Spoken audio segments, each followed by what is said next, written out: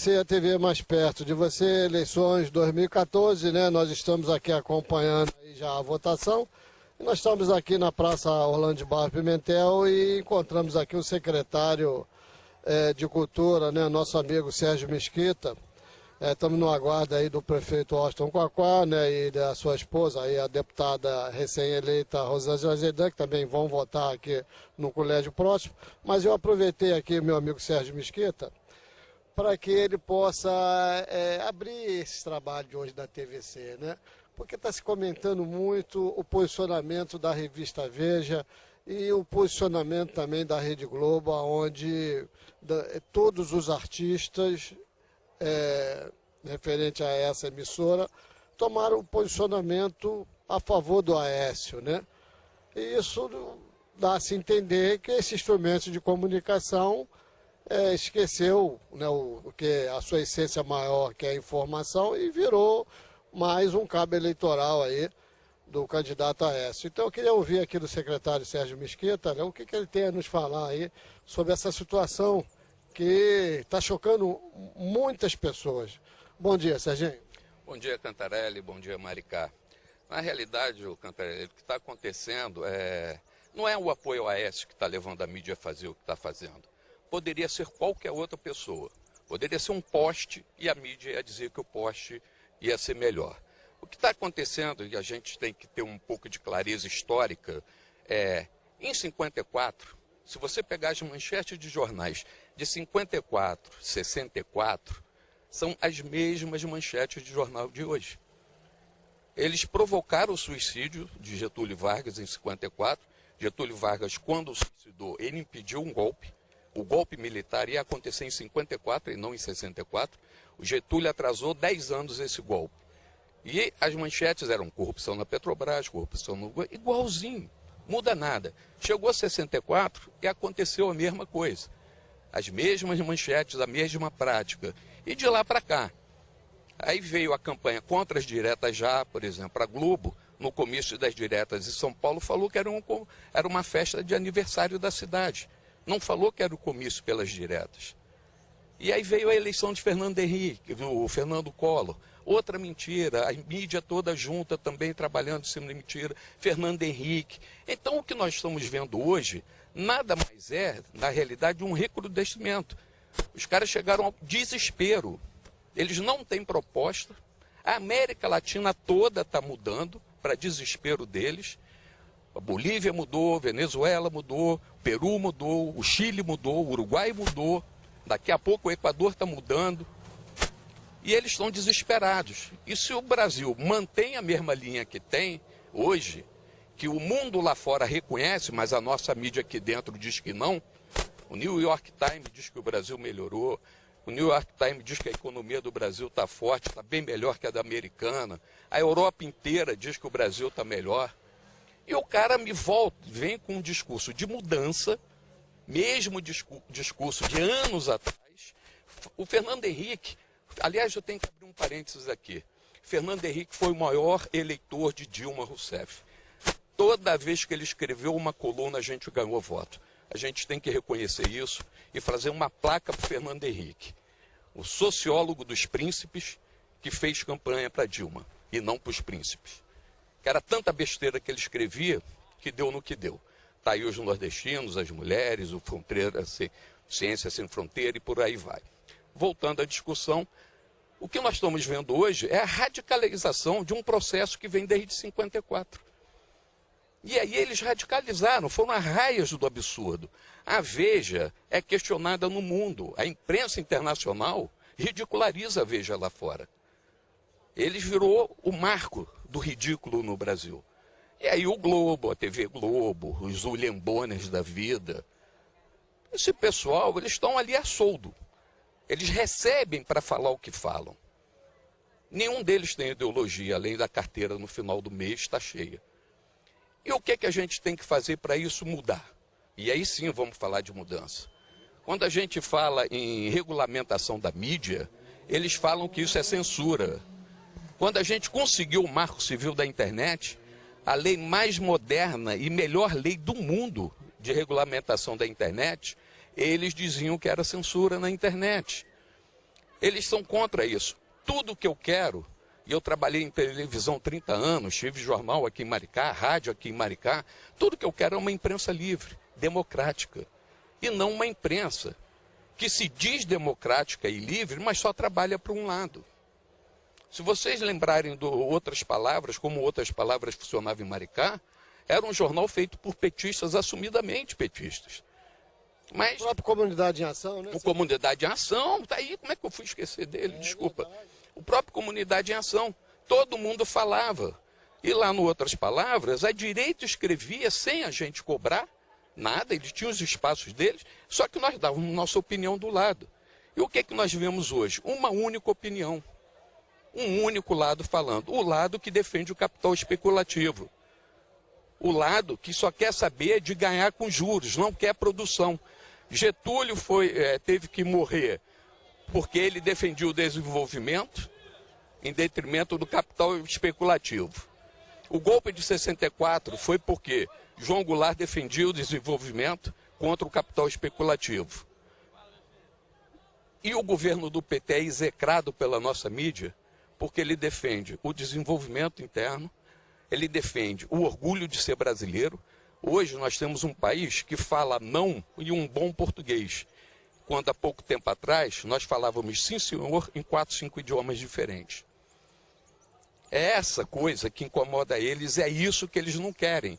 E aí estão fazendo o que estão fazendo para acabar com isso. A mudança deles, na realidade, é um retrocesso aos anos 50. Ô Serginho, aproveitando essa deixa que você deu aí em relação a um controle maior da mídia aqui no Brasil, no sentido Não é controle, de tá? tirar, né, esse domínio das grandes famílias, né? Seria o caso, né?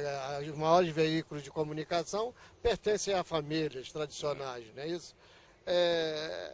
Por que nesses anos todos do governo PT não se criou nenhum mecanismo para enquadrar esses veículos no sentido do que a lei determina? Que esses instrumentos têm que servir ao povo, não interesses de alguns que de repente estão em determinados espaços. Olha. Primeiro a gente tem que ter uma clareza do seguinte, eles falam muito no mensalão, né? Mas mensalão aconteceu de verdade na Constituição de 88 com o Centrão. Ali o Centrão teve seus votos à troca de concessão de rádio e televisão. Da Constituição de 88 para frente, essa coisa mudou. Não poderia ser mais. Mas quem já tinha, tinha. Então a Globo tem esse poder todo que tem hoje, mas foi conseguido antes da promulgação da concessão e algumas benesses do César Maia e etc., né, com a questão do cabeamento da cidade do Rio de Janeiro. Agora, o que tem que acontecer? Vamos deixar claro, não é o controle da mídia. A gente não quer controlar mídia nenhuma. A regulamentação da mídia, da lei. A regulamentação da mídia, que é uma lei que a gente quer fazer a nível que foi o Marco Civil da internet, fazer uma lei popular, essa regulamentação é que vai garantir a democracia. E vai garantir para o jornalista que exerce a função de jornalista, que estudou para ser jornalista, de repente ver seu texto modificado ou sendo rasgado, colocado no lixo, porque o que o dono da empresa quer não é uma matéria jornalística. O que o dono da empresa quer é que seu desejo seja satisfeito. É com isso que a gente quer. A gente quer dar liberdade, inclusive, para que o jornalista possa exercer sua profissão sem sofrer pressão financeira, sem sofrer pressão ideológica. Então, quando nós falamos em regulamentação, é disso que nós estamos falando. Liberdade de imprensa de verdade, e não o que a gente tem hoje. Outra coisa... O que a gente tem hoje, Serginho? O que a gente tem hoje é a vontade do capital, em detrimento do povo. Não existe nada na lei que, de repente... Não, existe. Um deputado de uma determinada sigla ser dono de 3, 4 TVs, 6, 7 rádios... Isso ele já não pode, mas tem os testas de ferro. E aí se depender do Barbosa e do Gilmar Mendes, não vai acontecer nada com esses caras. Não vai acontecer. Então tem que haver sim uma reforma política, tem que haver uma reforma do judiciário e tem que ter uma regulamentação da mídia. Eu acho que está na hora, eu escrevi um artigo ontem, inclusive depois que eu li sobre a manifestação lá na porta da Veja, jogaram lixo lá na entrada da Veja, mas eu tenho certeza que aquela redação fede muito mais do que eles jogaram do lado de fora. Então o que a gente tem que fazer? O partido tem que acordar agora.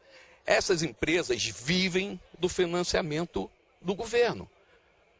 A Veja vive das propagandas que o governo faz nela, que as empresas estatais fazem nela. Então, meu amigo, se os caras estão querendo ser inimigos, que sejam tratados como inimigos. Vão procurar propaganda em outro lado. Que o Aécio Neves pegue aquele helicóptero lá, transforme em verba aqueles 400, 500 quilos lá e pague a Veja.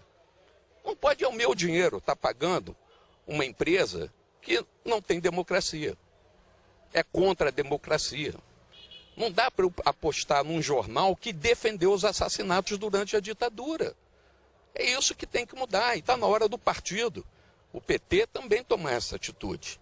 Eu escrevi isso, estou espalhando esse texto na internet, vou mandar lá para a TV Copacabana, vou mandar isso para o partido, estou espalhando na rede social, que está na hora de dar um basta. Mas um basta sempre com foco, sempre na direção da democracia. É isso que a gente tem que defender com unhas e dentes. Capitalismo, neoliberalismo, não combina com democracia. Capitalismo não combina com redistribuição de verba, de renda. Os caras querem a renda na especulação. Por que você acha que a General Motors quase faliu quando os bancos americanos quebraram?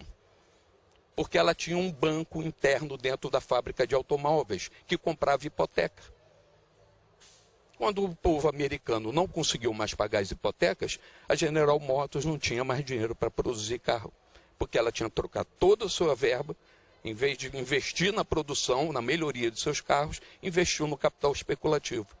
O AIG, a General Motors, empresas que não tinham nada a ver com bancos, mas tinham se transformado em bancos. E é isso que eles querem. Para o Armínio Fraga, para ele, a redistribuição de renda, PIB alto, é dinheiro no bolso deles. Não é dinheiro no Bolsa Família. Não é dinheiro em FIES, não é dinheiro em Pronatec. Isso, para eles, na conta deles, isso não é crescimento.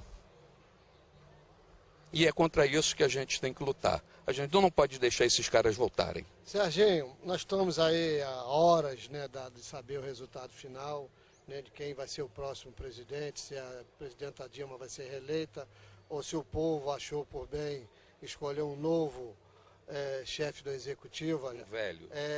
Mas o que um velho com pouca idade. O que você pode nos falar nesse sentido, Serginho? Dilma é a continuidade de tudo que o povo está vendo. Hoje o pobre pode ter seu carro zero, hoje o pobre pode andar de avião, né? Hoje o pobre tem mais comida na sua mesa. Caso a Aécio ganhe, o que pode acontecer com a nação? Em poucos anos isso tudo acaba. Um cara que diz que vai acabar com o subsídio, e aí o Manteiga foi brilhante no debate com o Fraga, ele dizendo que o subsídio não é política certa, isso não leva nada para frente. Aí o Fraga perguntou para ele, os Estados Unidos subsidiam a agricultura deles, a França subsidia, a Alemanha subsidia, a Inglaterra subsidia, e nós não podemos por quê? Temos que ser colônia, atender os interesses da metrópole somente? Não, se nós queremos ser um país com orgulho, nós queremos ser um país que possa bater no balcão lá na ONU e dizer que é contra e que é a favor de determinadas situações, nós temos que ter a nossa integridade, nós temos que ter o nosso mercado desenvolvido, nós temos que ter orgulho. Nós não queremos ser metrópoles. E os caras querem, nós não queremos ser, colônia de novo. E os caras são vassalos da metrópole. Eles só fazem o que a metrópole manda fazer aqui, mas a metrópole não aplica no seu país a mesma coisa. Eles dizem que a gente tem que parar de subsidiar aqui, e o Armínio Fraga e o Aécio baixam a cabeça como o Fernando Henrique baixou. Mas lá, eles não fazem o que eles mandam aqui.